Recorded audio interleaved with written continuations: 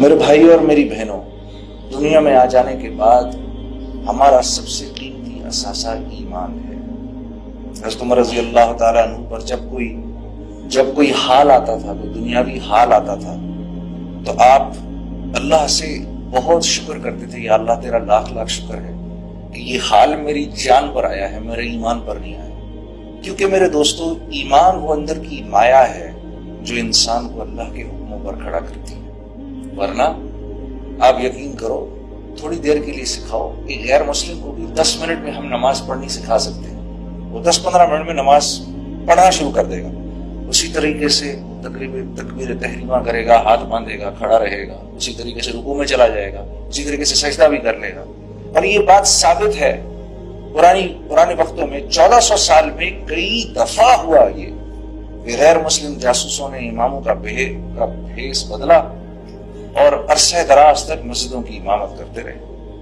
تو یہ اعمال جو ہیں، نماز ہو گئی، روزہ ہو گیا، حج، زکوٰۃ، اچھے بول، میٹھا بول، اچھے اخلاق، اچھے معاملات، اللہ کے ہاں ان کی قیمت اسی وقت لگتی ہے جب دل کے اندر ایمان ہو، ورنہ اللہ کے ہاں ان کی کوئی حقیقت نہیں۔ تو میرا آپ کا سب سے قیمتی اثاثہ ایمان ہے۔ ابھی کچھ دن پہلے میں ایک چیز پڑھ رہا تھا کہ حضرت عبداللہ بن مسعود رضی اللہ تعالیٰ عنہ رسول اللہ صلی اللہ علیہ وسلم کے پاس آئے اور آ کر عرض کی، یا رسول اللہ، مجھے کسی نے یہ بتایا کہ فلاں آدمی کے اوپر جن چڑھا ہوا ہے، اور میں اس کی طرف گیا اور میں نے دعا کی اور اللہ کا کلام پڑھا، اس کے اوپر پھونکا تو وہ ٹھیک ہو گیا۔ تو اللہ کے نبی مسکرائے، پوچھا، عبداللہ تو نے کیا پڑھا اس کے اوپر جا کر؟ کہا، یا رسول اللہ، میں نے اس کے کان کے اندر قرآن کی یہ آیت پڑھی، افحسبتم انما خلقناکم عبثا، پوری یہ آیت پڑھ دی اور اس کے کان میں پھونک دی۔ آپ صلی اللہ علیہ وسلم بڑے حیران ہوئے، عبداللہ بن مسعود کو دیکھا اور پھر آپ نے فرمایا، اے عبداللہ، تجھے پتہ ہے یہ آیت کیسی آیت ہے؟ اس رب کی قسم کہ جس نے مجھ کو نبی بنا کر بھیجا ہے، یہ آیت اگر یقین کے ساتھ آدمی پہاڑ پر کھڑا ہو کر پڑھے تو پہاڑ کو اپنی جگہ سے ہلا دے گا۔ اب میں یہ بات پڑھ رہا تھا اور مجھے یہ خیال آیا کہ پچھلے 4-5 سال سے کسی اللہ والے نے، کسی نے، ایک بزرگ نے مجھے یہ کہا تھا کہ بھی دیکھو، دن کے وقت یہ آیت پڑھ لیا کرو، دن کے شروع میں یہ آیت پڑھ لیا کرو، اللہ رب العزت تمہارے سارے دن کے کاموں کے لیے کافی ہو جائیں گے، تمہاری دعائیں قبول ہوں گی۔ تو مجھے یہ خیال آیا کہ یہ 3-4 سالوں سے تو میں اس آیت کو پڑھ رہا ہوں، لیکن میں نے کوئی اس کا افیکٹ نہیں دیکھا، نہ اپنی ذات پر دیکھا، نہ کسی اور پر دیکھا۔ تو مجھے وہ خیال آیا، بات یہ ہے کہ عمل تو عبداللہ بن مسعود نے بھی وہی کیا جو میں کر رہا ہوں، انہوں نے تو ایک ہی دفعہ کیا، میں تو 3-4 سال سے کر رہا ہوں۔ فرق یہ ہے کہ ان کے پاس وہ ایمان کی جو مایا ہے وہ ایسی ہے کہ یہ جو آیتوں کے بول ان کی زبان سے نکلتے ہیں، تو وہ جو ڈیزائرڈ افیکٹس ہم چاہتے ہیں نا، وہ ڈیزائرڈ افیکٹ جو ہیں وہ ڈیزائرڈ افیکٹ ہو جاتے ہیں، اور میں پڑھ کے رہ جاتا ہوں۔ ابھی ہم حج پر تھے، بڑے فخر سے انہوں نے بتایا کہ بھئی اس سال تو 45 لاکھ آدمی نے حج کیا۔ اب 45 لاکھ لوگوں نے، الحمدللہ کتنی بڑی بات ہے، امت مسلمہ میں سے 45 لاکھ لوگوں نے حج کیا۔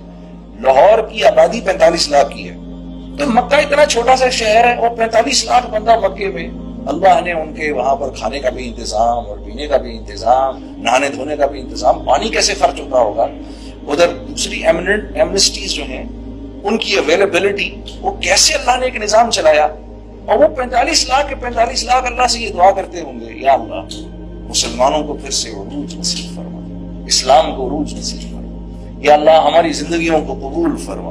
وہ سب کیا کیا دعائیں نہیں کرتے ہوں گے، اور ہم کیسی امیدیں لگا کے رکھتے ہیں ان حاجیوں سے۔ یقیناً اللہ کے ہاں یہ دعائیں تو قبول ہوتی ہوں گی، لیکن وہ ڈیزائرڈ افیکٹس نہیں ہو رہے جو 1.25 لاکھ صحابہ کے حج سے ہو گئے۔ انہوں نے تو 30 سال کے اندر 1.25 لاکھ صحابہ ہی تو تھے جب اللہ کے نبی نے اس دنیا سے وصال فرمایا۔ تو ان کے دنیا سے چلے جانے کے 30 سال کے بعد مسلمان 3 بر اعظموں کے بادشاہ بن گئے، 3 بر اعظموں کے بادشاہ بن گئے۔ کیا ہوا؟ فرق کیا ہے؟ وہ ایمان کی کمی فرق ہے میرے دوستوں، اور کوئی نہیں۔ اعمال وہ بھی وہی کرتے ہیں، وہ بھی وہی کرتے تھے جو میں اور آپ کر رہے ہیں، بلکہ ہم زیادہ کر رہے ہیں۔ عبداللہ بن مسعود ایک دفعہ تابعین کی ایک جماعت بیٹھی ہوئی تو ان سے فرمانے لگے، اے تابعین کی جماعت، آج تم لوگ روزے بھی زیادہ رکھتے ہو، نماز بھی زیادہ پڑھتے ہو، قرآن بھی زیادہ پڑھتے ہو۔ صحابہ اتنا نہیں کرتے تھے، لیکن اللہ کے ہاں وہ بڑے مقبول لوگ تھے۔ فرق کیا ہے؟ فرق کیا تھا کہ ان کے دل دنیا دنیا کی لذتوں اور اس کی حب جا اور حب مال سے ان کے دل خالی تھے اور ہمارے دل بھرے ہوئے۔ تو اعمال کی کمی نہیں ہے، اعمال تو ہم کر رہے ہیں الحمدللہ۔ میرے عزیز دوستوں، میرے بھائی اور میری بہنوں، فرق صرف یہ ہے کہ ہمارے دل ایمان کی مایا سے خالی ہے۔ ہاں، یہ وہ مایا ہے جو انسان کو اللہ کے حکم پر کھڑا کرتی ہے، نبی کے طریقوں پر۔ یہ وہ ایمان ہے جو انسان کو لے کر آتا ہے۔ اگر ہم نے 10% بھی کر لیا جو صحابہ کرتے تھے، 10%، اگر ہم نے 10% محنت بھی کر لی جو صحابہ نے کی، تو ہمیں جو اس کا اجر ملے گا وہ صحابہ سے 50 گنا زیادہ ملے گا، کیونکہ ہم کمزور ہیں۔ 1400 سال ہو گئے ہمارے نبی صلی اللہ علیہ وسلم کو اس دنیا سے پردہ فرمائے ہوئے۔ ایمان کس کو کہتے ہیں؟ کسی کی ذات پر ایسے اعتبار کر لینا کہ پھر اس کی بات کو سچا مان کے پھر اس کے پیچھے چلنا، یہی ایمان ہے۔ ہاں، یہ ٹھیک۔ تو سوچو کہ کیا آپ صلی اللہ علیہ وسلم کی ذات گرامی تھی کہ جس کی نظر ایک مرتبہ ایمان کی حالت میں اللہ کے نبی کے چہرے پر پڑ جائے، جس کی نظر ایمان کی حالت میں ایک مرتبہ رسول اللہ صلی اللہ علیہ وسلم کے چہرے پر پڑ جائے، میرے دوستو، اس شخص کا درجہ اب ایسا ہے، اس شخص کا درجہ اب ایسا ہے کہ قیامت تک آنے والے جتنے اللہ والے، جتنے غوث، قطب، ولی جتنے بھی ہیں، وہ سب مل کے بھی اس صحابی کے درجے کو نہیں پہنچ سکتے۔ یہ میں آپ کے سامنے ان کی بات کر رہا ہوں، آپ سمجھے میں نے کیا کہا؟ کسی کی بات کو ایسے مان لینا، اس کی ذات کو سامنے رکھتے ہوئے اس کی بات کو ایسے مان لینا۔ تو میں کس کی بات ماننے کو آپ کو کہہ رہا ہوں؟ جن کے چہرے کو ایمان کی حالت میں اگر کوئی دیکھ لے تو اس کا درجہ اللہ پاک کے ہاں ایسا ہے کہ کائنات میں جتنے کتب غوث اور ولی آئے وہ اس کے درجے کی برابری نہیں کر سکتے۔ کسی نے حضرت حسن بصری سے پوچھا، آپ افضل ہیں یا حضرت امیر معاویہ افضل ہیں؟ تو چیخ نکل گئی حضرت حسن بصری کی۔ آپ نے فرمایا، اور تابعین میں رئیس التابعین کہتے ہیں ان کو۔ حضرت حسن بصری کو کیا کہتے ہیں؟ رئیس التابعین، تابعین میں سب سے بڑے تابعی تھے یہ۔ حضرت علی کرم اللہ وجہہ کی صحبت ملی ان کو۔